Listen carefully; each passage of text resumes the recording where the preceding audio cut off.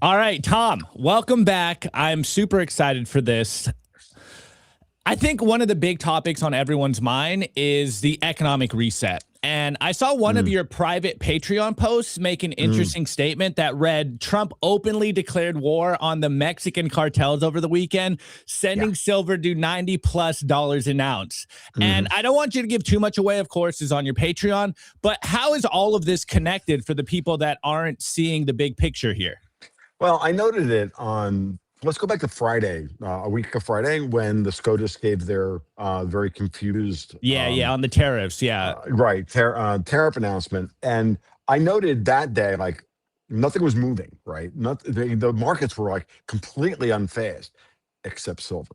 And I noted it about, I don't know, about 2 o'clock in the afternoon. I looked around. I'm like, I noted silver was like moving a little bit that morning. I'm like, okay, yeah, whatever, fine. But then all of a sudden, I'm like, 2 o'clock in the afternoon, I'm prepping for another podcast that evening, and I'm like, dude, silver's like up $6. Like it's up, 9%, and wound up being up 9% on the day. And I then went into that evening, and that's when I recorded with Michelle McCory for her show, and I tied it immediately, thinking that Scott Bessent was immediately like giving it the goods to City of London and the LBMA, that like, if you think that you're going to take our tariffs away from us, well, we're just going to take your silver pricing strategy away from you. That was my initial take. The thing is, I think what really happened was the market got wind of the fact that there was a big operation against the cartels over the weekend. Because remember, CJNG, the cartel, that was put under attack, has most of its operations in that center, in the central part of Mexico, around Puerto Vallarta and Jalisco State, and in that whole center section of Mexico, south of Mexico City, which is where all the silver is produced. And so a lot of posts on Twitter all week talking about, like the 24% of the world's silver supply comes from Mexico, and now I'm like, oh, that's interesting, but who does this really hurt? It doesn't hurt the COMEX. COMEX doesn't give a damn about delivering on silver. They're not the ones that are having problems delivering silver. It's City of London. It's the LBMA that's fundamentally short silver. So I wrote a big post on Twitter about this the other day as well, saying this is really what the story is here. These two things are not unconnected, as it were. And and then we did another podcast earlier in the week for Tommy Kerrigan with Colonel Tanner Watkins, and we both went over like all of the geopolitical stuff that Trump has been pushing, like the attack on El Mencho and CJNG in Mexico. At the same time as Trump's moved unbelievable, if unprecedented, non-wartime naval and air assets into the Persian Gulf to threaten Iran with, hey, make a deal. It's time. That negotiation has been ongoing for weeks. And then the silver thing, and then gold, piles on this week and is now at $5,200 an ounce. And Bitcoin is being capped below 70, very obviously. So there's a lot going on. All these markets are connected to each other, and all of these events are connected to each other, because clearly now we're into the rush for collateral, right? We're into the rush for physical collateral. Who has it? Who controls the pricing of it? Going forward, and so that if we're going to have a big monetary reset, as you pointed out at the beginning of the show, well, the big monetary reset is not about what assets flow. It's still the same assets as before. It's the question is who controls the pricing of them. One of the things I've been thinking about a lot recently, for the last couple of weeks, is in many ways this kind of what actually flows around the world, right? Is it silver? No. Is it gold? Hell no. Is it Bitcoin? A little bit. No, but paper claims to these things, paper claims to the debt that these paper claims themselves represent. So you have, gold reserves nominally, and then dollars, which are nominally a claim to some amount of the reserves of the country, in the case of this now treasury debt. So it's almost like we're now into this like double virtualization away from the collateral asset. For example, gold at the bottom of Dexter's pyramid, then M0 dollars and treasuries, and then the credit markets on top of that. So there's all of these layers of up Dexter's pyramid where people are trying to control the flow of money around the world. Does Bitcoin slot into this? Obviously, so Bitcoin slots right into layers 1 and 2 of Dexter's pyramid as both M0 and a reserve asset. So the big question in a post 1971 world, and this is what's I've been obsessing about recently, has been currency exchange rates and interest rates. Because if you control the value, if you control the price of acquiring new monetary assets, then you control the ability to leverage those monetary assets. And then, of course, you control the flow of those monetary assets, especially if you control the clearinghouses, the insurance companies, the settlement layers, the legal system, the political systems that enforce the legal system, yada, yada, yada. That give structure to the legal system, yada, yada, yada. And who is that? And, if the monetary reset that we've all been prepping for 20 years, in both the Bitcoin space and the gold space has been this, like, in effect, false dichotomy or false dyad between fiat money and hard money, or fiat assets and hard assets. The reality is what you really should be working through is who's going to control the flow of the assets that actually move, and who controls the pricing of the flow of those assets. And that's why silver is directly tied to the pressure Trump is putting on Iran and Venezuela, the pressure he put on Venezuela, and and his now attacks on the Mexican cartels. And at the same time, we're starting to finally see things like the Canadian banks and the drug trade through Canada come into focus. There is a common denominator amongst all of those things. And you've heard me say it 1,000 times.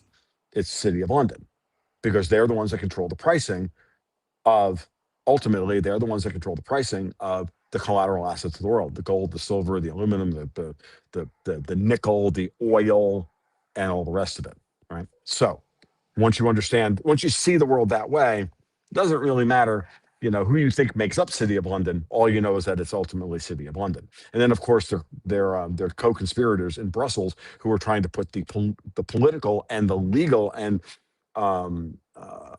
regulatory imprimatur and superstructure on top of that to reinforce this at a global level and continue to keep it. And that would be the European Union, of course. So. Got it. Okay. And I did see, I think you retweeted a post about this idea that, like, what is the situation in Europe currently? Last time you were on was the Davos World Economic Forum, and I saw you retweet someone saying something on the lines of, it was a Bismarck quote, it's not official until they deny that there is a problem. And the tweet was something on the lines of, Europe is collapsing. And I think it was Nigel Farage saying, like, no, we're not on the verge of collapsing. So what is the situation currently in Europe? Or, as you like to say, the Trump administration versus the Davos globalist crowd? Like, what is the current situation right now? Sure. And it was not Nigel Farage. It was Donald Tusk, the prime minister of Poland, who himself is in a vanishingly influential position in Poland, because President Karol Nawrocki is pushing Poland hard, back towards the right. Tusk and his foreign secretary, Radek Sikorski, a City of London asset through and through. If you don't believe me, please go look at his Wikipedia page and tell me that Radek Sikorski isn't fucking Chatham House through and through. If you can't see that, sorry. And by the way, his name ends in an I, not a Y, meaning he's Polish. He's not necessarily Jewish. FYI also.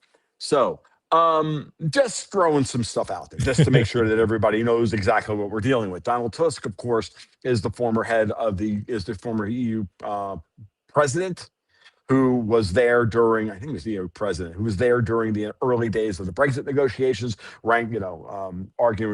supposedly arguing with Theresa May over Brexit, yada, yada, yada. He was, of course, brought in to Poland and he crashed out of the EU to be brought over to Poland to ensure that Poland does not get any funny ideas about leaving the EU. That's why he was brought there. So of course, Donald Tusk going out there today and saying, "Oh, there's nothing wrong with Europe. We're one, united front against evil and for yeah, really? Okay, nothing is true until it's officially denied." Otto von Bismarck.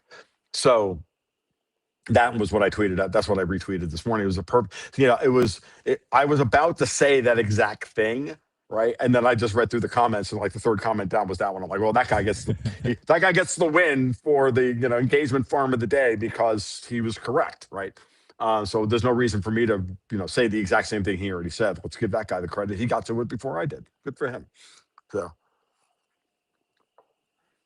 But the situation in Europe is terrible. Like they're clearly in trouble, right? Yeah. You have Hungarian elections in April. They have Brussels and quote unquote Davos have gone all in on getting rid of Viktor Orban, because Viktor Orban is, of course, the only person right now stopping the deficit spending from the European Commission. Now, remember, this is very important that this money would come from the European Commission issuing bonds and then taxing the entirety of the EU to pay for the coupon payments on those bonds, which they don't currently have. Remember, the EU Commission is not does not necessarily have tax and spend authority. They've been trying for years to get some kind of credible tax and spend authority. And they, of course, want the Ukrainian war to be the mechanism now by which they get that authority. Viktor Orban is, of course, standing up and going, yeah, no. Yeah, that's nice, but no.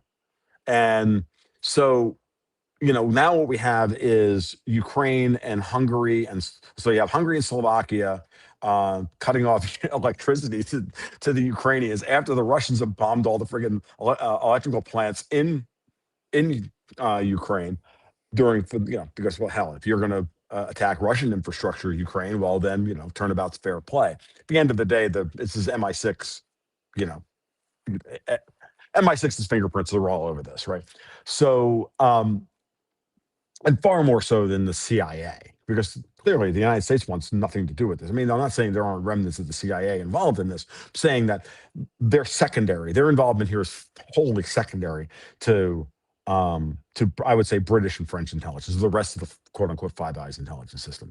And if anything, at this point, the Trump administration is keeping their hand in Ukraine in order to stop these crazy people from lighting us off into World War III. Okay.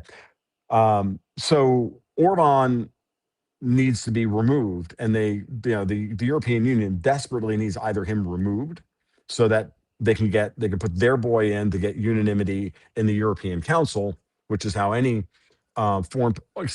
European Union foreign policy rules means they have to have unanimity amongst the 27 member nations, 28 member nations, however fuck many there are now. All right, meaning they are a confederacy, and in this respect, they're a confederacy of equals. Now, who makes up the European Council but the heads of state of each of the countries that make up the European Union? And they're now trying, Ursula von der Leyen and the rest of them are trying desperately to make the argument that they need to get rid of the unanimity clause because they absolutely desperately need to be able to issue these bonds to start the tax and spend authority, to gain the tax and spend authority that they need, because they also want to start their savings and investment union and mobilize, i.e. steal the retirement funds of, continent-wide of all the European people in order to, I don't know, build a new European defense architecture that doesn't need the United States, meaning so that Emmanuel Macron, little Napoleon himself, can get his European Union, and then they can go fight Russia without the United States sometime in the future, and default on, and in the process, of course, they will default on their existing stock of debt, to reissue that debt under a digital euro framework, and where they have complete control over who gets access to that monetary system. It's all, I mean, it just, imagine the worst version of reality for Europe and Europeans, and then multiply it times 2 and add 5, and you probably have what they've drawn up at the European Commission and or the World Economic Forum. So there you go. Okay. A lot to unpack there. But I think the question on my mind, and probably people in the audience is, we have been seeing like what you said, and the EU's been in trouble. Is there even a real, I don't know, concern or a non-zero chance that like the EU is crumbling, or is that too much of an overstatement of the situation in Europe? Oh, it's a good question. And like timing is for the gods, right? Okay. The structure of the European Union is fundamentally unstable.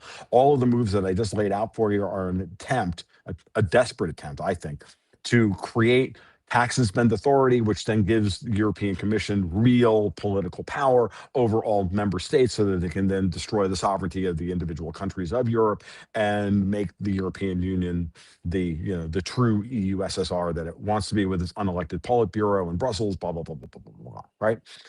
That's what they're trying for. That's what all of that, whatever I just said, everything I just said in the last response is just, a means by which to explain to you what the architecture they're trying to build is for this ultimate outcome, which is that the EU effectively becomes the quote unquote sovereign power over Europe. And then, of course, if they have that block and they have that kind of political certainty or political unanimity, power centralization, then they can leverage that centralization of power to capital markets, because then the capital markets will go, look, we have political stability in Europe. And the thing about capital is that they don't give a shit. It doesn't give a shit whether you're good, bad, or indifferent. They don't care, right? At the end of the day, global investors have no memory and they have no morals. Global capital moves to where it's going to be treated best, where the return will be the best, and where they can get the most profitable one-sided trades. That's where they're going to go first. That's what they're trying to build in Europe. They're trying to build a one-sided trade against all of this, right? Give you a perfect example of what I'm talking about. Let's look at the response since the Japanese markets since February 8th snap election cycle. What did that do?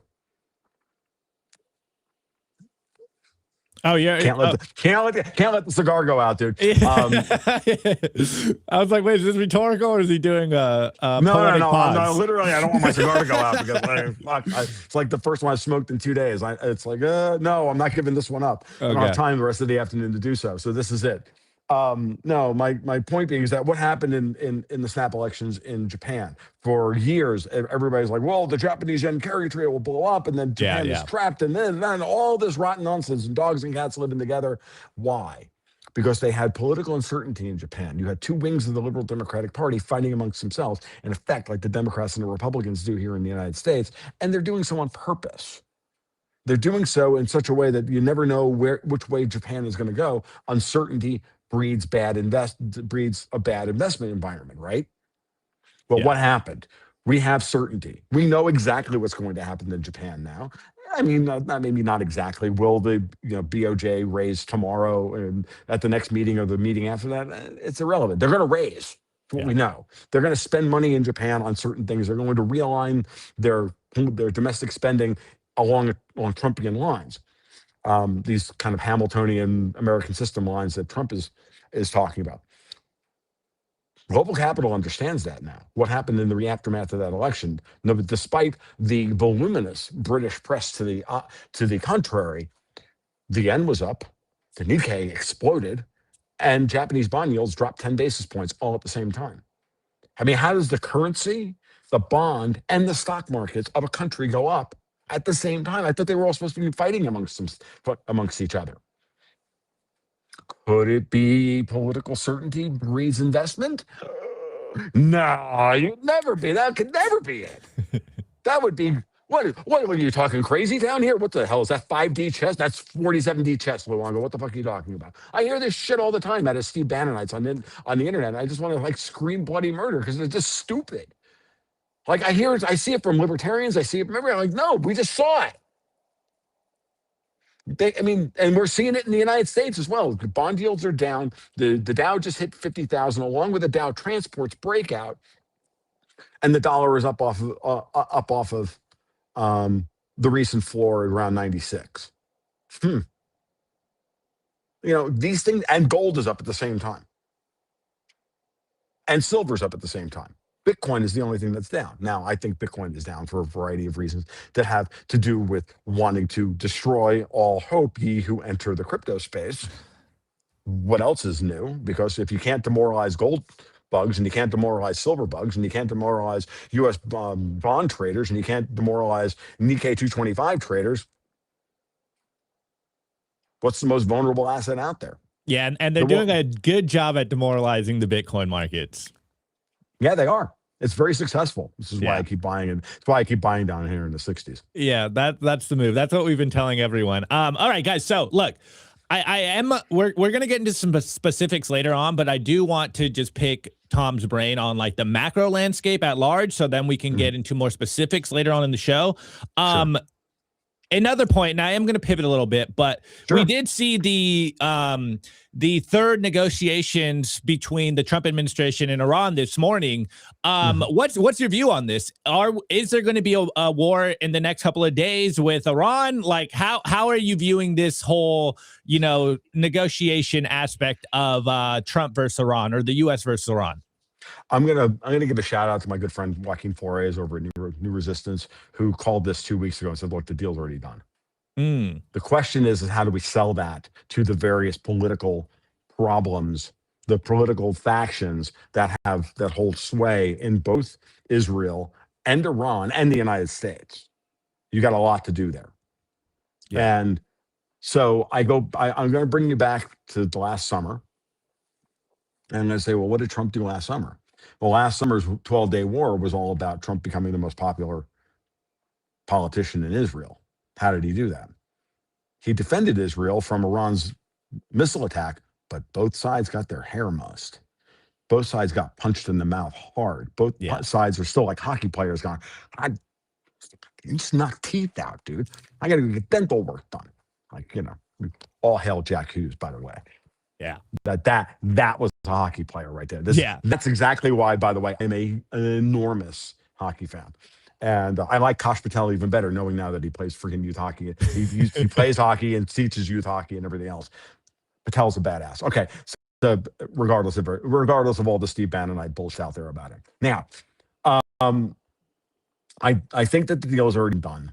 For all intents and purposes. Like, are they going to argue? Are they going to chest beat, browbeat, and everything else? Of course they are. But what did Trump wind up with after the 12-day war? He wound up with two battered and beaten opponents who proved to both sides war hawks that neither can sustain or survive an all-out war with each other. Right? Okay. So, and that the United States can't them indefinitely either, because there's only a limited number of anti-aircraft missiles that can be produced per unit time. So fast forward to Venezuela in January, and we all sat there and go, what is he going to do? He even go to Venezuela, and all the libertarians are crashing out, and Thomas Massie is oiling his mangina in public and all the rest of it. But the reality is that he did exactly what my friends like Ian Burlingame and Blaine Holt and all the rest of them kept saying, which is that you move all these air and naval assets into blanket cover the entire region so that nothing can move in and out. And if nothing without your notice, now if nothing can move in and out without your notice, what is taken off the table? The false flag, which we can all predict, right? What have we been saying for years? Like, you push Davos into a corner, you make them a cornered animal, you make them a wounded and cornered animal, they're going to strike back. You corner City of London on the gold trade and the silver trade. Well, now you're going to try and take out their boy Maduro in Venezuela.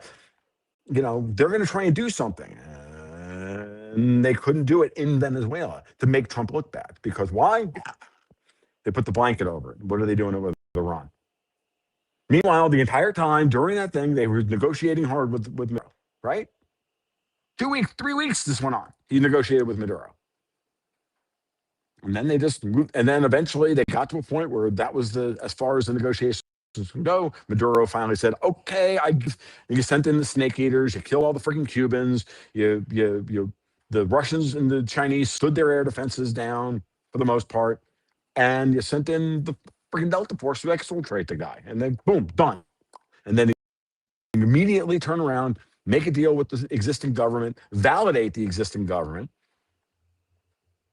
and start making and then signaling to the rest of Central and South America, look, we're not really interested in classic CIA style regime change. What we're interested in here is getting rid of these organized crime assets, these cartels, these drug cartels, and the Russian mob, and the Chinese triads, and everybody else who's involved in all this, and the British privateers, and all these freaking people. And you get them out of there, and you lift that boot off the neck of the Venezuelan people. And by extension, now you're also signaling to the rest of Central and South America that you want to do the exact same thing. Again, why did Scott Bessent in a different venue do the exact same thing, helping Javier Milei by giving him a $40 billion swap line during the elections cycle last fall? Same reason, because because Britain was obviously going to come in, bomb their friggin' markets, and try and get rid of Milei at the last moment. Well, they're doing the same thing in Hungary right now by trying to blow up the Druzhba pipeline and all the rest of this stuff in order to try and starve the Hungarian people and then blame it all on Viktor Orban's recalcitrance and intransigence with respect to the war in Ukraine. Is it going to work? No, Hungarian people are built of sterner shit than that. No lie. Now let's move all that around to Iran. Is the same situation not playing itself out in Iran right now? Unprecedented levels of air and naval assets. Not a lot of ground forces, mind you, right? I don't see us massing 2 million troops and right? No, in air and naval. Air and naval, not in air and naval. Oh my God, air and naval assets. What do you do with air and naval assets? Go wipe out IRGC installations. You tell the Russians we're doing the same thing, folks, that we did in Venezuela. You blanket the entire area, put a radar blanket over the entire area. Now the Israelis can't do a false flag operation. Now they can't USS Liberty the Gerald Ford or whatever. Now Netanyahu's sitting there going, simpering like a seething, like a simpering fuck that he is. Okay? And the neocons, and so now you have this where Trump gets to show strength, and if you can get, and now you just push the deal to the point, and maybe there is going to be a strike or two, and I think there will be. I think there are going to be airstrikes on IRGC installations and assets because the IRGC isn't backing down. Why? Because the IRGC, devil's legions for the city of London, are still getting told by London and by France and everybody else, like, no, this, keep not negotiating with them, keep saying. So what are they doing? I think they're literally trying to cobble together a nuclear bomb right now, okay, to get the Israelis off half-cocked, yada, yada, yada. Why? And it's something I've been saying for a long, long, long time. Myself and my friend Halsey English have been talking about this stuff going back to 2017, that the nuclear warhead was designed and was paid for by Iran and probably London, and designed and built in North Korea, and the ballistic missiles were paid for and designed and built in Iran. And all you got to do is put the two together. Okay. And so I think that's what the Irish are trying to do here. And, in order to what? Shoot off a dirty nuclear bomb? To try and start World War III? I can see it. And I can also see the mullahs in Tehran saying, we want out of this bullshit. We want out. Same thing with Maduro. We want out. This is way beyond our pay grade at this point. Way beyond our pay grade. This is not what we signed up for. And this is why I can believe simultaneously the fatwa against nuclear weapons having been issued by the Ayatollah Khamenei, and the fact that the IRGC has been working towards a nuclear bomb at the same time. And that ambiguity gives all the freaking crazy Christian Zionists like Mike Huckabee and Lindsey Graham and all those freaking crazy assholes, and all the Jewish Zionists and all the City of London slop purveyors coming out of fucking GCHQ, the ability to write all the headlines and grandstand and do all their bullshit, while the rest of us are like, that doesn't make any sense. And then you take it one step further and you say, oh, and then you take the peaceniks and they go, but and you subvert them by saying, well, if Iran has a nuclear weapon, then they'll be safe from a regime change operation by the United States. And again, I said last year, there's a lot of crap for this. I said last year, and I finally had the insight on it. I said, look, Iran's nuclear program is the forever war. Remove Iran's nuclear program and the forever war goes away, because now nobody has a casus belli about going to war with each other, especially if Donald Trump, after everybody got punched in the mouth and found out, oh no, Iron Dome doesn't work, or it works only so far, but got news. They can lob more missiles than you can intercept them. And therefore, your children are going to die. At some point, everybody goes, whoa. That's not what I signed up for. I signed up for winning without consequence. That's what I signed up for in this existential fight between Jews and crazy mullahs. Bullshit. Nobody signed up for that. Well, everybody signs up for that, but the truth of the matter is that that's not what happens. So what Trump has done is to say, look, oh, by the way, we have all this Star Wars shit. We have all this ridiculous freaking technology that we never show anybody. Hey, why don't we use it to actually forge peace while we build the next generation of stuff? And then he gets 60 nations to show up at the Board of Peace meeting over Gaza. He's doing an end run around the UN. He's doing an end run around the EU and all the post-Bretton Woods institutional order. He's doing everything. You can't, it doesn't get any better than that. So like in that respect, I mean, I'm not saying it's going to be easy or, every movie makes this brilliant 5D chip. No, but this is the way you have to walk through this stuff. And if you're not willing to engage with the actual technology that's on the table, meaning the ballistic missile technology of the Iranians, the fact that what our ships are capable of, what our manufacturing is capable of, all of these things.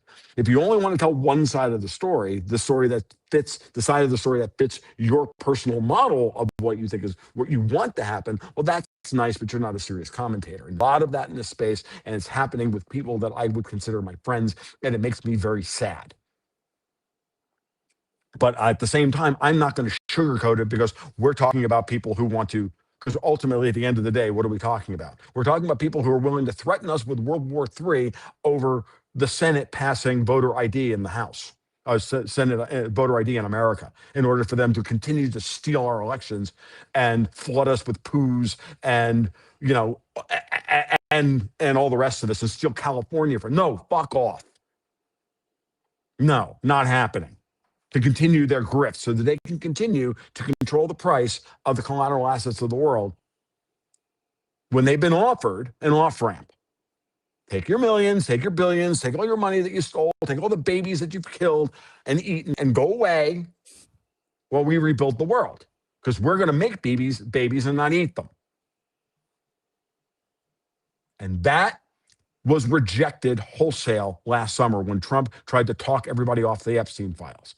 That's what that was about. That was an offer of surrender before total war. Now we're into total war. That means he's willing to use military assets in a particular way to enforce this. And if the Iranian government hasn't gotten that message yet, they're going to get it good and hard. And if they want to have a negotiated peace and a limited exchange where we take out the rest of the IRGC assets, and then they beat their chests and go blow a couple of fucking missiles over one of our bases in Iraq, go right ahead, knock yourself out.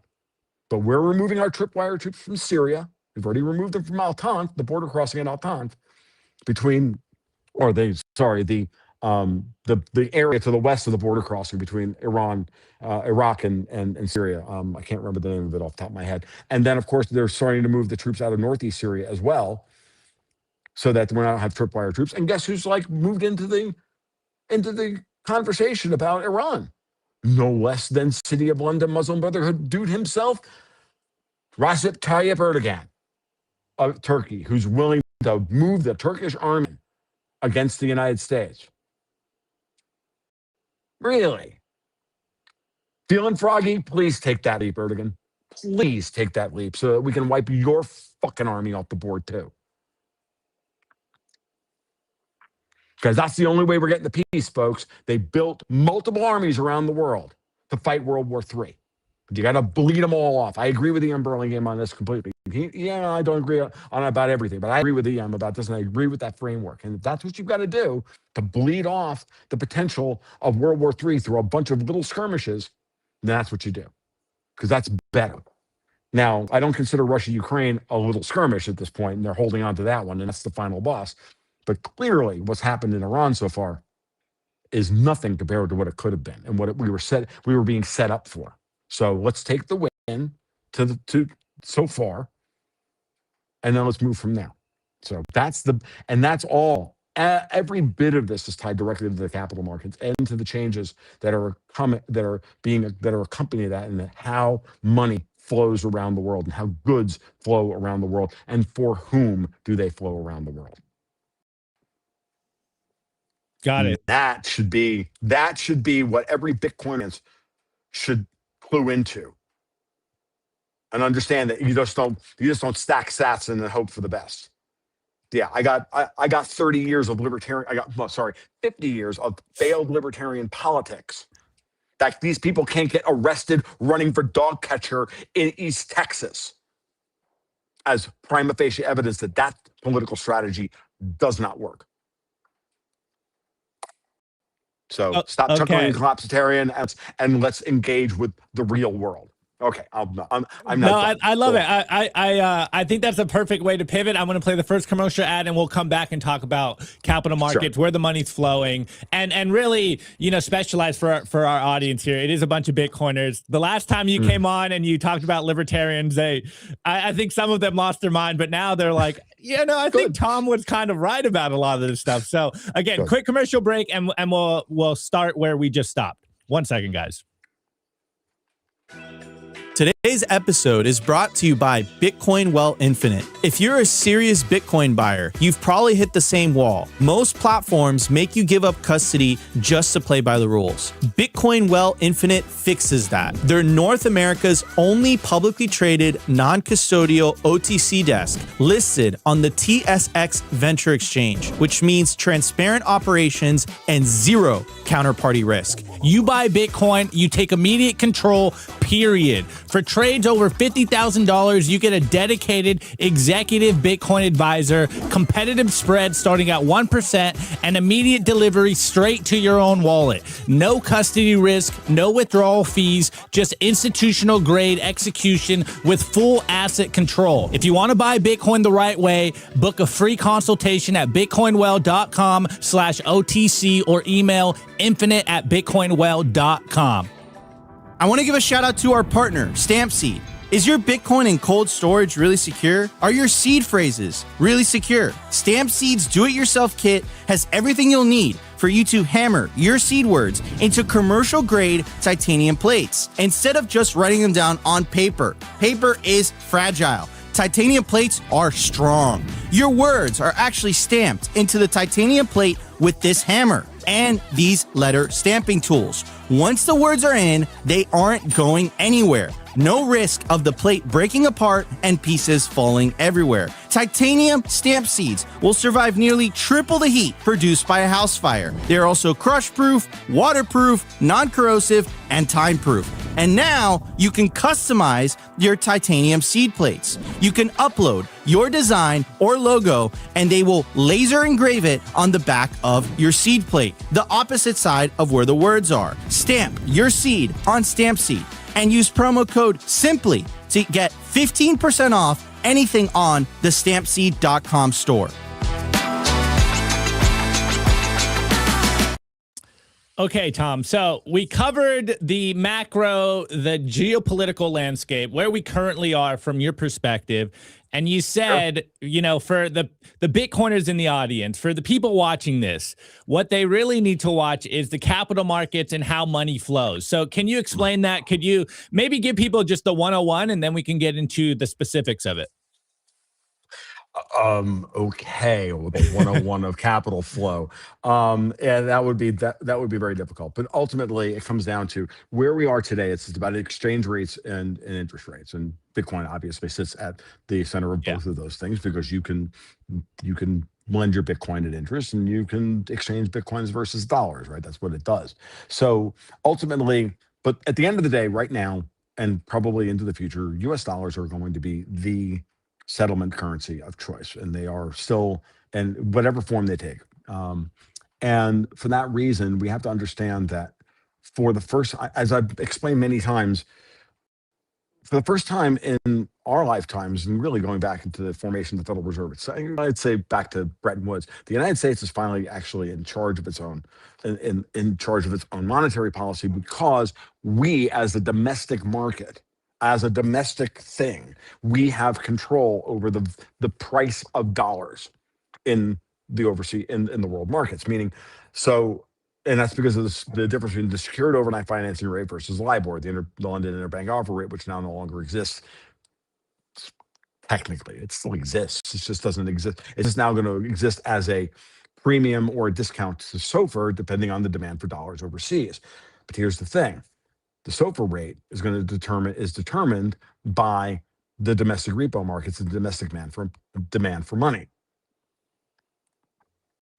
Therefore, the United States has control over its monetary policy in that respect, because the Fed can now look at what's happening in the dollar markets domestically, and they can set monetary policy, as opposed to before, where they were always having to take cues off of what was happening in the euro dollar markets, because the offshore dollar markets, because LIBOR was responding to it. And therefore, when the debt in the United States was indexed to LIBOR, if LIBOR blew out, that meant that your credit revolver, your credit card rates, your adjustable rate mortgages, or whatever, they all went up based on what the Eurodollar markets needed, not what was happening relative to the domestic economy. The Fed is trying to supposedly set monetary policy based on what they're seeing in the domestic economy. Well, when they raise interest rates and the economy slows down too fast, they, of course, cut short their rate cutting cycle, thereby really putting City of London in charge of our interest rates. That system, that regime is over. It's gone. It's now fully in the dustbin of history.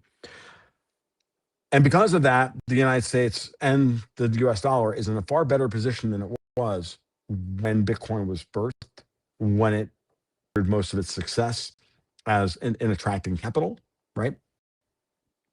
And now we have to look at what its next role is going to be, which is now, since it's proven itself as a very good form of collateral, right? Regardless of the froth that exists within the Bitcoin market and everything else, Bitcoin now can move in next to gold and slot in next to gold as an excellent collateral asset for a world where we want to reduce the amount of financialization and leverage and gearing within the global markets, the global dollar markets, and by extension, all the other local markets, and allow money to flow where it wants to go the most, as opposed to it going to make money on money for private equity and all those guys. That's what Bitcoin is supposed to help us do. Now Bitcoin as a collateral asset, potentially, once the United States finally gets on board with actual solid digital asset regulation at the federal level, which then gives institutional investors and everybody in the banking system clear rules as to how to work with Bitcoin. Like it or not, anarcho-capitalists, this has got to happen if you wanted to go through the next stage of evolution. Then once that's done, then you're going to watch Bitcoin take its place next to gold. That's what the Trump administration has been talking about. And Bitcoin and gold are not the same. clearly. Now, Bitcoiners prefer Bitcoin to gold, and gold bugs prefer gold to Bitcoin for a variety of different reasons.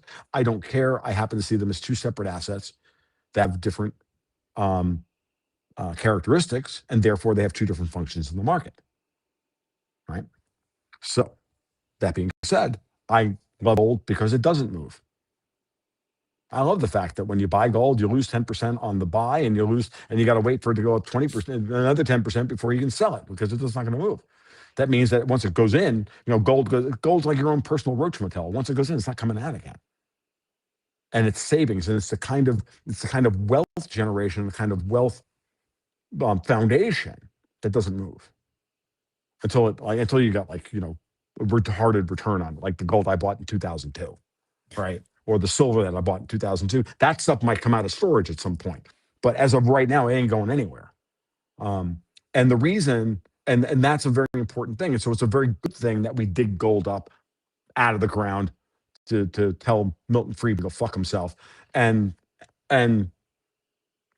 put it in a vault somewhere. That's a very good thing. It's an opportunity. We chose the opportunity cost of producing those money assets, those monetary units, and we stuck them somewhere. Bitcoin sitting on people's balance sheets, not moving, is the same thing. In the crypto world, Bitcoin is like gold in that it's slow and it's expensive to move at scale, and all of that stuff. I mean, I know there's Lightning and this layer 2 and all that. I know all about that stuff, but just like fundamentally at its core, as a proof of work coin with its particular set of attributes, right?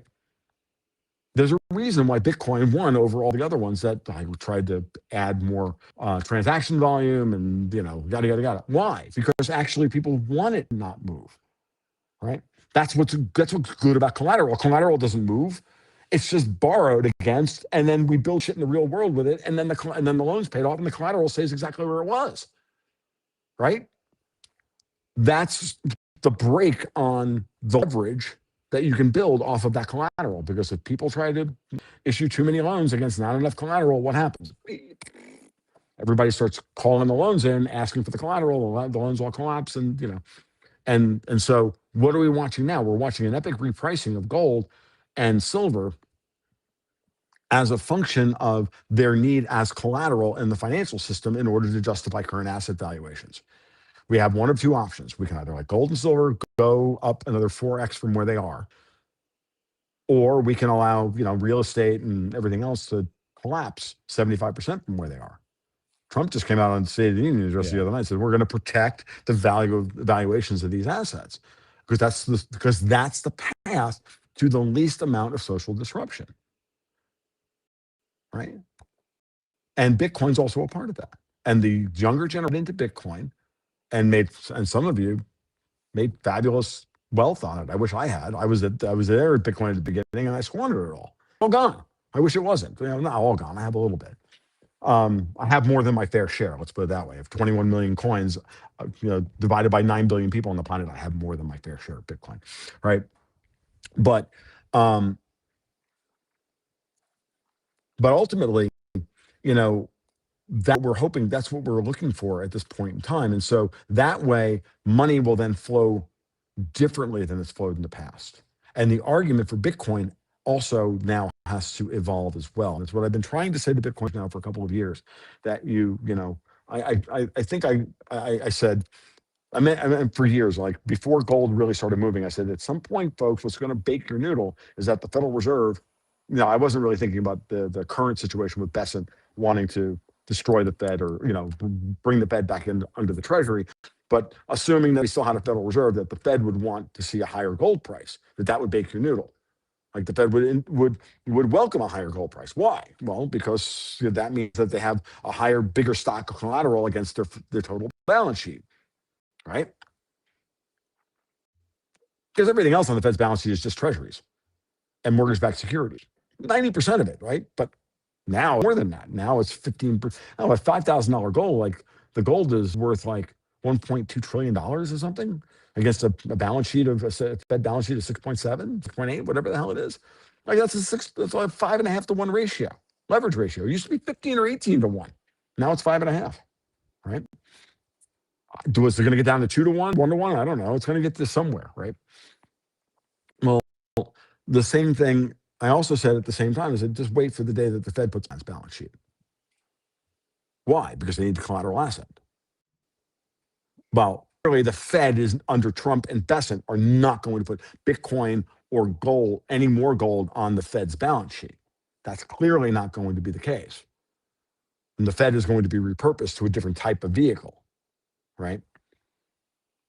But gold and Bitcoin are absolutely a part of the national balance sheet of the U.S. Treasury Department and or the systems around the U.S. Treasury Department in a public, maybe you call it a public-private partnership or the sovereign wealth fund or whatever, or certain politically expedient ETFs like, for example, GLD, right? GLD at this point is a national asset. SLD would be as well.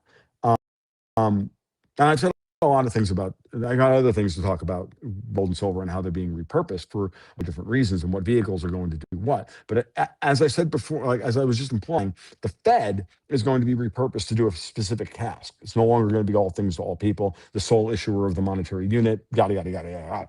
It's no longer going to be that. The Treasury is taking back a lot of power that was ceded to it, from it to the Fed. So some things are coming back. Well, the same thing is happening in the gold and silver markets because all the way back to what I was talking about earlier. So let's add this layer in. What function does gold perform in the capital markets? It performs two of them. One, physical collateral, especially central bank collateral or national collateral or personal collateral, right? That one's easy. It's obvious. It's the whole store value argument. Same thing with Bitcoin, right? Bitcoin treasuries, all the rest of it. But the other one is the harder one for people to wrap their heads around. Remember, gold trades not just as a futures contract against physical delivery of gold, but also as a currency pair. And so as a currency pair, XAU versus USD is the other function of gold, which is to speculate against and to hedge risk, currency risk against future cash flows or current cash flows or whatever, right? Some people hedge with, you may, if you do business in the United States and the United Kingdom, you may hedge with the dollar pound pair, right? If you're long dollars, you may be short the pound. Maybe you may be short it in the currency markets, but you're long it in other aspects. Well, same thing with gold. Or if you do business in Thailand and you're Turkish, you hedge your Turkish lira and your Thai baht exposure with British pounds or with US dollars or with Bitcoins or with gold or whatever. The futures markets currently, the paper gold market currently conflate those two functions into one market controlled by one group of people. Now we separate those and we make the gold futures market a physical delivery environment. And we make the currency speculation and we put it in a different vehicle. GLD ain't no physical gold going to be redeemed against GLD going forward. And if it is, at scale. And if it is, it'll only go with it'll only cross borders if the United States government blesses the trade. Why? Because JP Morgan, the most powerful bank in the United States, the most politically connected bank in the United States, and now the most politically vulnerable bank in the United States, because that cuts both ways, is the sole custodian of gold for GLD and silver for SLV.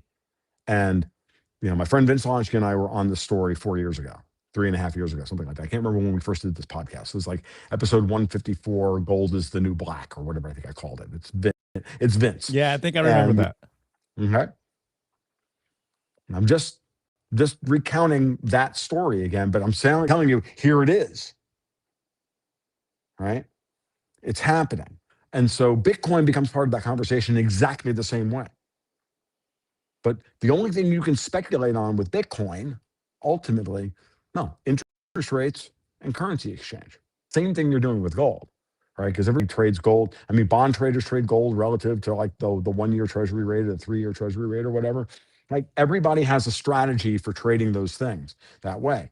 With proper regulations in place, Bitcoin can then, of course, enter the monetary system that way and more movable than gold. And because the because the spreads on trading Bitcoin are tighter and the cost of moving Bitcoins is less than it is gold, it performs a different function than gold, meaning it can be the collateral that moves when it needs, right?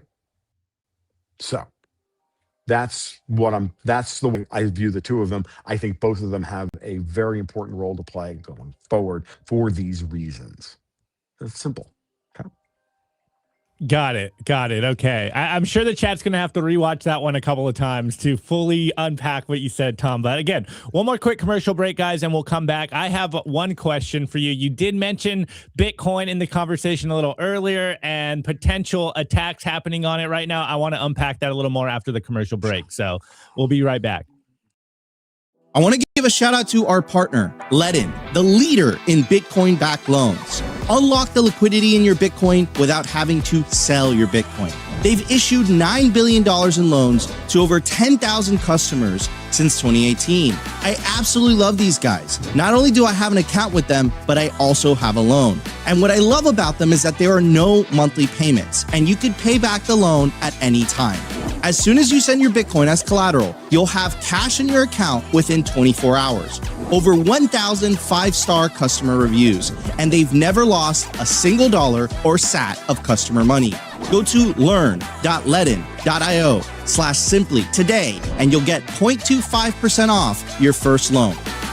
I want to give a shout out to our partner, sat123.com. Sovereignty isn't just about your money. It's about your communications too. When the grid goes down, most people go dark. Cell towers fail in hurricanes, cyber attacks, and blackouts. But satellite phones, they don't rely on local infrastructure. Iridium has 77 satellites in orbit, giving you a direct line anywhere in the US, even offshore. If you hold your own Bitcoin keys, you should hold your own comms too. Sat123.com also has everything you need to start building your Bitcoin citadel. Starlink, battery backups, Faraday bags to protect your hardware wallets, and much, much more. It's a one-stop shop for anyone serious about resilience and off-grid independence. Stay connected, stay independent, stay sovereign. Go to sat123.com/simply today and use promo code SIMPLY to get 15% off anything on the store.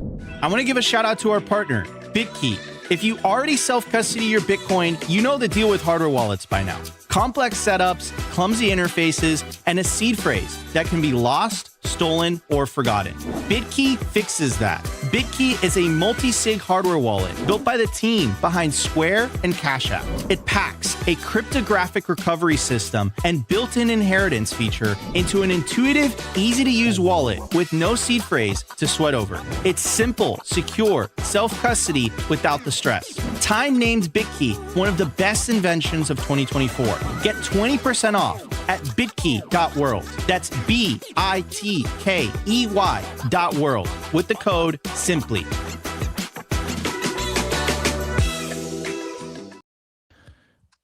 All right, Tom. So you made the case for Bitcoin's role in, that it has a sufficient role in the markets and in people's portfolios, that people should be holding it next to gold. But earlier in the show, in the very beginning, you did mention the idea of there being a tax on Bitcoin. So what do you think is currently happening with Bitcoin? And is there a coordinated attack on Bitcoin currently as we speak? This demoralization project that I know my whole audience is feeling. I think all Bitcoiners are feeling it. If they haven't got the mentality of well, it's just cheaper, I'm going to just buy some more. So is there a current attack going on? And what is your vantage point from this? Well, I think there is, and I'm not going to sit here and tell you that I follow dude, I don't have a bit Bloomberg terminal any more than anybody else does. I don't have a crystal ball any more than anybody else does. What I do is I have inferences and I have intuitions about what I think is going on, and it's very clear that in many ways, on an almost day-to-day tick-by-tick basis, that Bitcoin and gold have been trading against each other for months now. Yeah, and then you got to ask yourself the question why. I don't necessarily have a good answer for that. I just can tell you that it's happening. My hoodie is now all covered in clay from my dog who came over to keep me company during the commercial break. And now she's guarding me, sitting right over there because she's awesome. Because dogs make the world go round more so than Bitcoin ever did or ever will. So What I'll say is this. Clearly, that's what's going on. And I think the coiners should be waiting for. So there's some form of attack here, right? If you take I'll just lay this out, and you can, salt at the taste. You can tell me I'm full of shit. You can do with it what you will. Okay. But if the US, which I believe is now jacked out of the London system, we used to have the triangle trade between GLD/SLB, LBMA, and COMEX, suppressing gold and silver prices by rehypothecating paper silver and paper gold through this system by pledging one asset versus the other and using the same asset to pledge the same, ounce of silver or ounce of gold over and over and over again, right? If the United States is jacked out of that system and it's just the LBMA on its own now, because GLD is not really a part of it. There's still players in the COMEX that can play in this game space, and there are going to be players in GLD that are going to play in the space as well, because these markets aren't closed to each other. But if, in general, they're not getting helped by the Treasury Department or by the Fed or by, the big money center, some of the big money center banks in New York that matter, notably JP Morgan, then that system is falling apart, and that's what's allowed for gold and silver to explode. Now, at the same time, the Trump administration has made it abundantly clear that it wants to make Bitcoin into a collateral asset for U.S. Treasuries going forward. We're watching Capitol Hill crack out over the Clarity Act because they don't want to pass crypto regulation at all. They don't want to pass voter ID. They don't want to pass anything. They don't want to pass, they wouldn't even, at this point, there are certain Republican members of Congress that would vote against, saying nice things about the U.S. Olympic hockey team. Because, I don't know, racism or some retarded shit. It doesn't really fucking matter at this point. We have gridlock in DC over all of these very important issues. And London is being drained of all of its silver and gold. Now, do you think that maybe over the years that things like CIA and MI6 and others have been stockpiling a whole lot of Bitcoin, a whole lot of digital assets as a means by which to move their drug money around and their human trafficking money around and their skin that they've had? You don't think so? I do. You don't think the cartels have used, when you should, let me put it this way. You should take Janet Yellen at her word when she says, yeah, Bitcoin's used for money laundering. Because she knows. Why? Because they know that they're using it to launder money. Even if they were just laundering money for the DNC, for Christ's sake, to then go buy elections somewhere. Like, of course they were using it for that purpose. These people don't always lie. Sometimes they just tell you the truth, and they just package they tell you the truth because they're doing it. Like, so why wouldn't they use any levered position they have in Bitcoin on exchanges, Bitcoin exchanges that they control, and bomb the price at certain times of the day? Why wouldn't they do that? Especially if they needed to raise dollars on the trade in order to try to set losses, paper losses in the gold and silver futures markets. You think they're not doing this? Is that air you think you're breathing? Like, really? Well, I don't know what fucking planet you live on, but I know that's exactly what they're doing.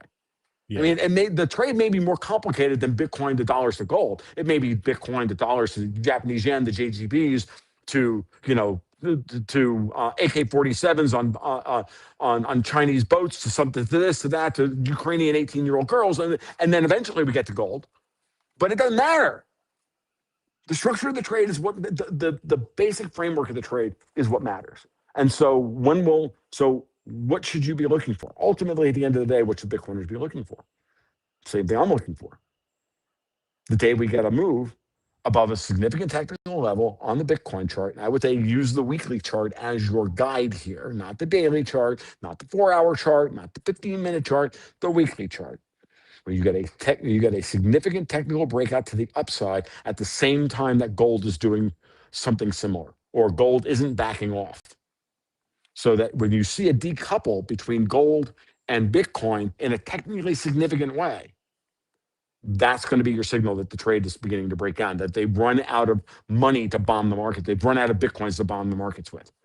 They have a lot of money, so they can use dollars and they can use euros and they can use yen and they can use whatever the fuck they want to buy Bitcoin futures to bomb Bitcoin.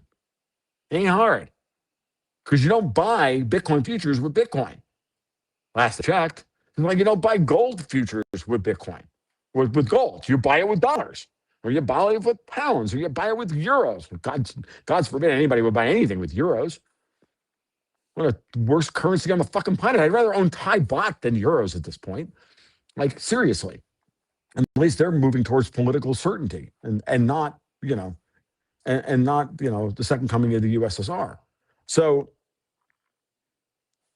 or as I like to put it, years ago when Germany was actually running things, it was actually the Fourth Reich, but that's a more inflammatory statement for a different day. So that's what you should be looking for. That's what I'm looking for. That's what I'm that's what I tell my people. I'm like, yeah, just wait. Eventually it'll end. Dude, we may see another friggin' massive washout into the 40s. I don't know. But at some point, that's going to happen. Okay? Because in order to, and here's the other thing. If governments are moving to taking Bitcoin onto their balance sheets as collateral assets, do you think the government wants to overpay for their Bitcoin? No one does. No one does. But at some point, the same argument we made about gold and silver for all those years. You don't think that China and Russia, while they were accumulating gold and silver, weren't bombing the markets at key times in order to accumulate gold and silver when they wanted to? Again, is that air you think you're breathing? Of course they were. So the fact that you're seeing gold and silver rise the way they are is indicative of some fundamental change in the geopolitical landscape. Yeah. Bitcoin, they're still fighting it.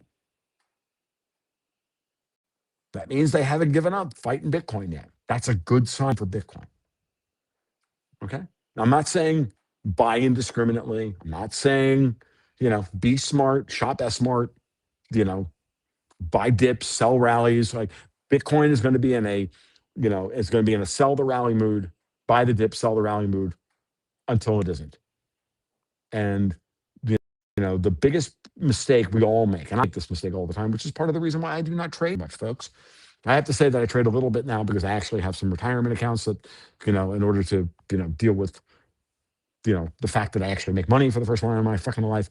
Like, I have to do a little bit of trading, but I don't do very much because I know myself enough in all the years that I tried to be a trader, that I've tried to trade markets, and I tried to do this stuff, that I'm terrible at it. You think I'm emotional on these podcasts? Imagine what it's like when I've got a fucking position in a stock. I can't stop looking at it like a dog returning to his own vomit, for Christ's sake. It's terrible. And I have to force myself away from the trades. And I know you all know what I'm talking about. You know how you feel about that. And it's hard as hell. And so I tell people, I say the same thing all the time. If I'm susceptible to it, so are you. And the hard part is just sitting back and going, don't come back in too early. So we had a big blow off top in gold a couple of weeks ago, right?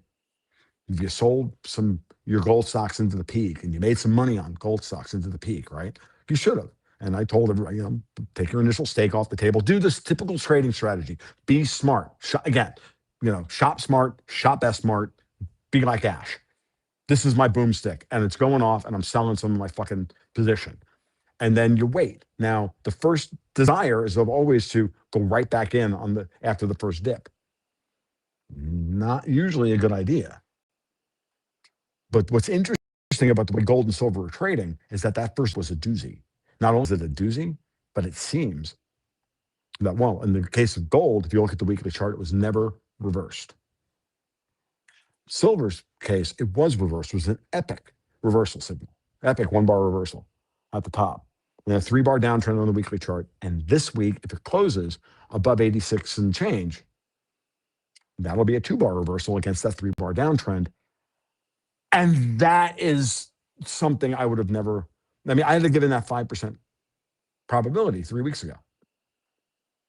And now I'm standing here looking at it going, let's see what they do by tomorrow afternoon. But I can tell you they're going to be gunning for 86.33 on the cash price into the close, into the monthly close. I can tell you that I set my fucking watch by it. They're going to gun for that price because they need to deny the market a reversal signal, because that's how you keep people demoralized. They did it. I've watched them do it in Bitcoin. I've watched them do it in oil, watched them do it in gold. I've watched them do it in every market that matters. And I do this every week for my patrons. I do this twice a week, every week. I tell them what's going on. And this is why I know this stuff, is because the way I've structured Gold, Ghosts, and Guns is to force me to stay in the moment with these markets on purpose by looking at a midweek update and then the end of the week update every week, like clockwork, for 8 years now. And I've done it this way on purpose, is to keep me sharp. Because otherwise, like everybody else, I get lazy. You know, if I didn't have to do the market reports every Wednesday and Sunday, like eventually, I know everything's okay, blah, blah, blah. We all do it. We're all susceptible to that. So we can't be that way. This is why discipline is so important. And it's why showing up every freaking day is so important. And it's why it's probably going to kill me at a far too early age. And it's not going to be these things that do it. It's going to be this shit. But, you know, I love it. So what am I going to do? We're going to complain about my job? I love my job. So you and I both. This is definitely going to kill me early. But hey, we do it for the people. We do it for ourselves and for the people watching. So wait, I do it for my dog. I do it for my dog, and I do it for my daughter, and I do it for who most definitely will outlive me.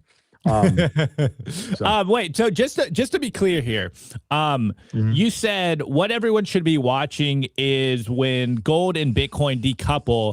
By that, you mean when gold and Bitcoin run and they decouple against like the S&P 500 and NASDAQ? Is that what you mean by decoupling? I mean decouple in that Bitcoin and gold go up together.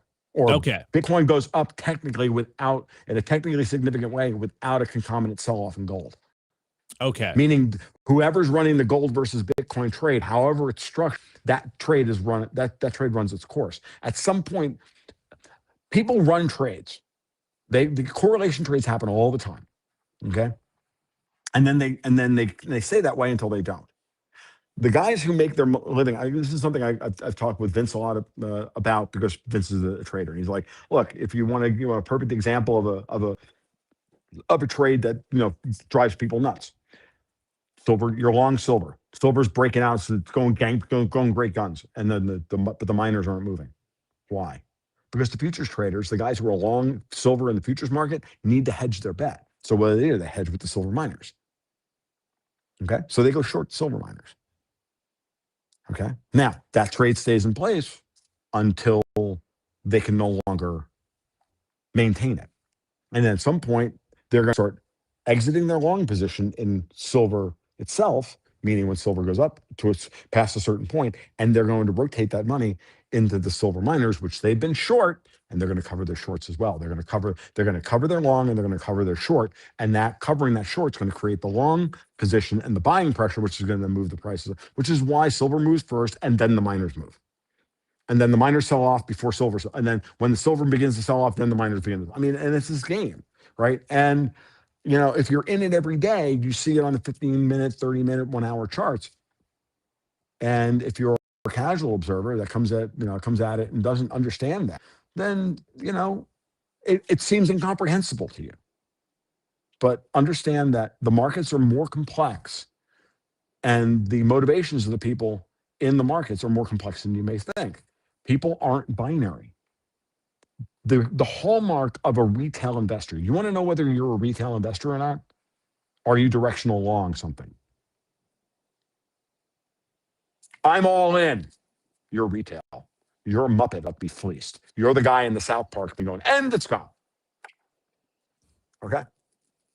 You're the guy that Wall Street wants to fleece. The boiler room operators don't give a shit. The guys who trade for their dinner don't give a shit. They're like the pool sharks at they're like the poker sharks at the 2-4 table at the Flamingo in Vegas. They're making their fucking rent, dude. They have a completely different mindset about when they approach that game of poker than maybe you do as a tourist. I've been at that game. I've played that game.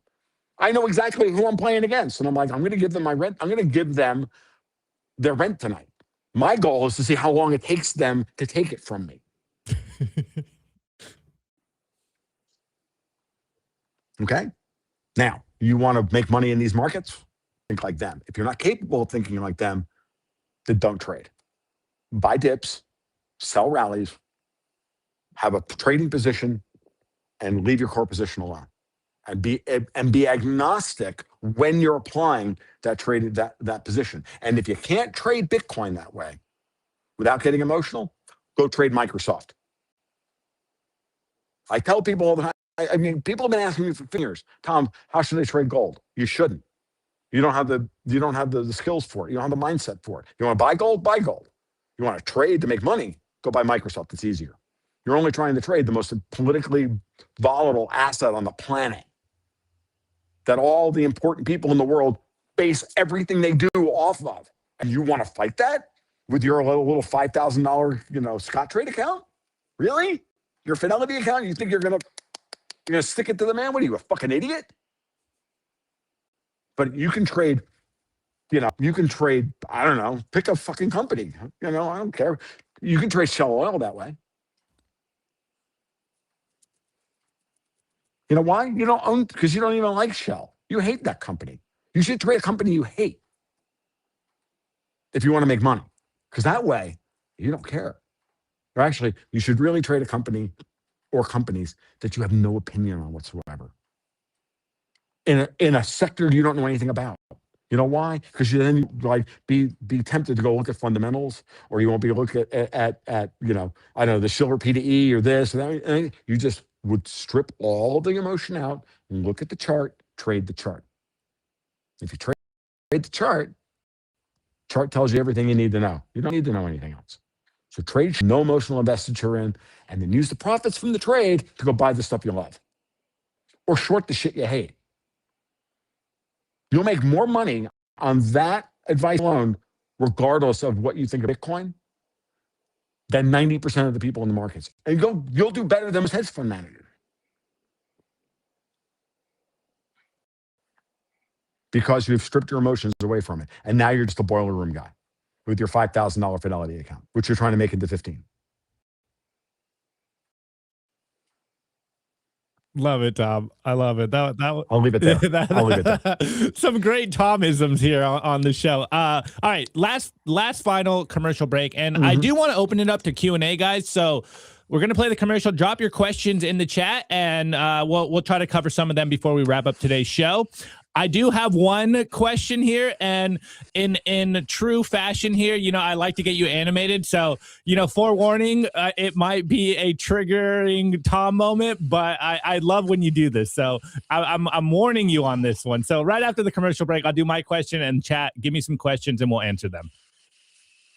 I want to give a shout out to our partner, HIVE Digital Technologies. Fueled by clean energy, HIVE has quadrupled its global Bitcoin mining footprint and channels that same scale into high performance compute, where their AI cloud is now ranked #1 in the world for network performance. At HIVE, you've got dual engines, Bitcoin and AI humming, roaring, accelerating in unison. They're lean and mean, they're green and clean, and they're rewriting the playbook on sustainable digital infrastructure. You can catch the latest buzz at HIVE Digital Tech or at hivedigitaltech.com.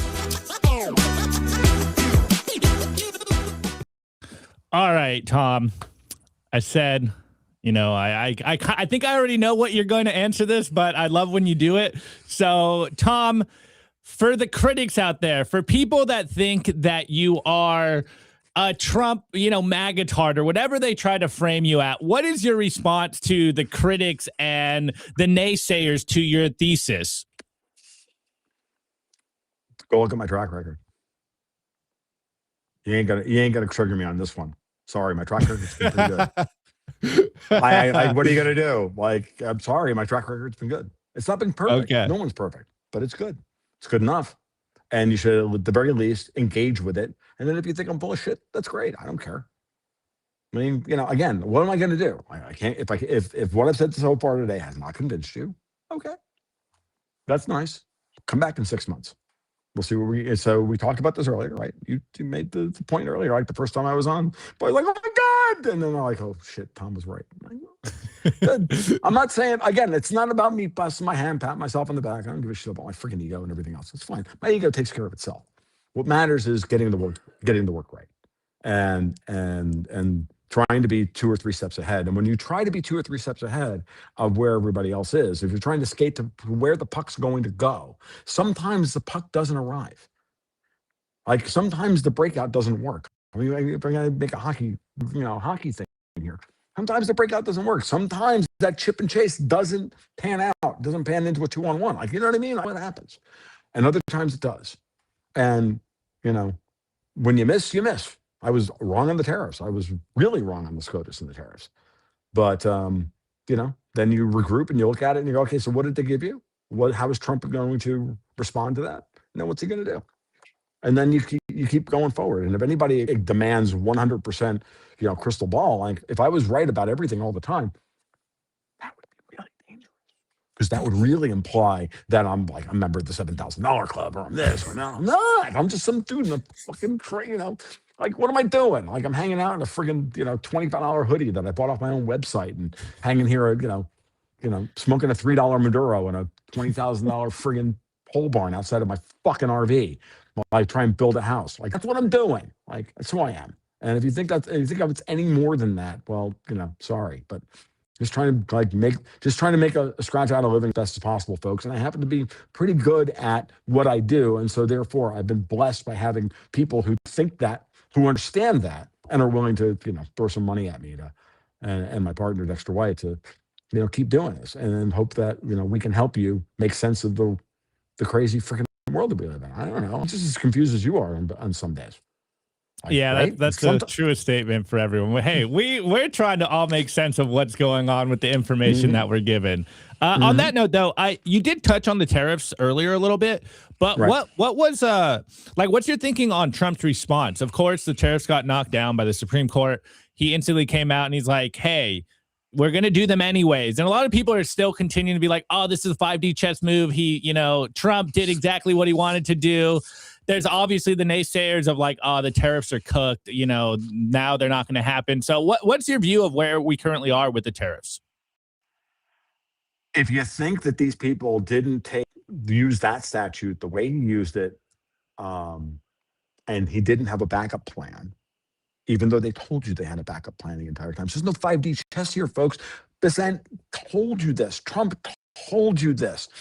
Nick told you this. They used IEPA. They used the emergency regulations to see if they could get that past the court.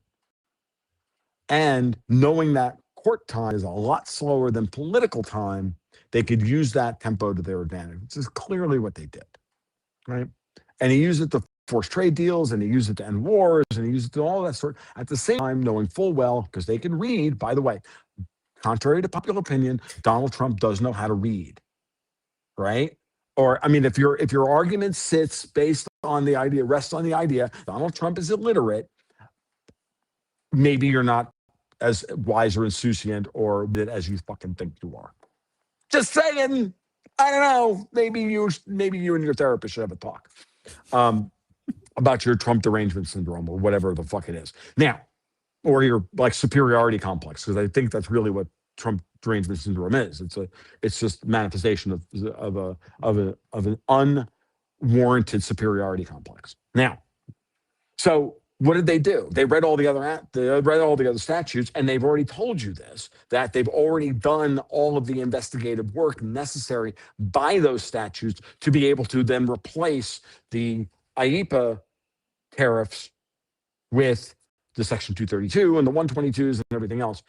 Lurking in the background, folks, and this is something nobody wants to talk about, but all of the trading partners, other than the EU and the UK, which are the only two that have come out and said they want to renegotiate their deals, and Trump told them both to go, was Section 338 of the Smoot-Hawley Tariff Act, which no one wants to visit.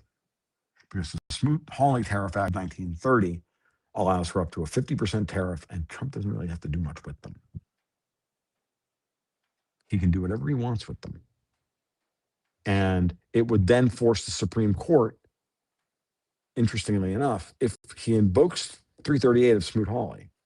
I want people to think about this. This actually puts him now into an opportunity to fork the SCOTUS, right? Because if they want to shoot down Section 338 of Smoot-Hawley, that's going to dismantle a whole lot of the administrative state in the process, and a lot of the regulatory state that the Congress has put in place, because of it will. Okay, I'm not a constitutional lawyer, but we talked to a couple of people about this, and this is one of the potentials down the road, that if John Roberts and Sotomayor and those jackasses want to play this game, and they want to strike down Hawley to get it off the books, well, then the legal justification is going to get rid of a whole lot of other stuff. Now, I'm okay with that. Like, I'm okay with all of these things. But I got news for you. Like, everything is a trade-off. When you have a judiciary and you have a legislature that are dysfunctional, and in the case of the Senate, non-functional right now, where 4 GOP senators are literally saying no to the SAVE Act for the dumbest fucking reasons imaginable in an 85-15 issue amongst the American electorate. Voter ID, fix the elections. You know, we have a non-functional legislature. And you ask yourself the question, why is that? And for all the Zoomer waffing and all the millennial waffing in the audience who just fucking arrest somebody, maybe when you don't have a functional judiciary or a functional friggin' legislature, you can't get anything fucking done unless you really do want him to turn him into Orange Hitler. Is that what you want? You want creamsicle Mussolini? We can have creamsicle Mussolini. It's not hard. You're asking for it every time you scream that on Twitter or in the comments on one of these fucking podcasts. That's what you're asking for. You're giving shitbags like Nick Fuentes and Steve Bannon exactly the fucking talking point that they want, which is to turn Trump into Lincoln and turn him into a tyrant. So then they can turn around and go, see? We were right all along. No different than what they did Putin for 8 years over Ukraine since the Maidan. And then they push and push and push on Ukraine until Kamala Harris goes to the Munich Security Conference and says, hey, we should give Ukraine nuclear weapons.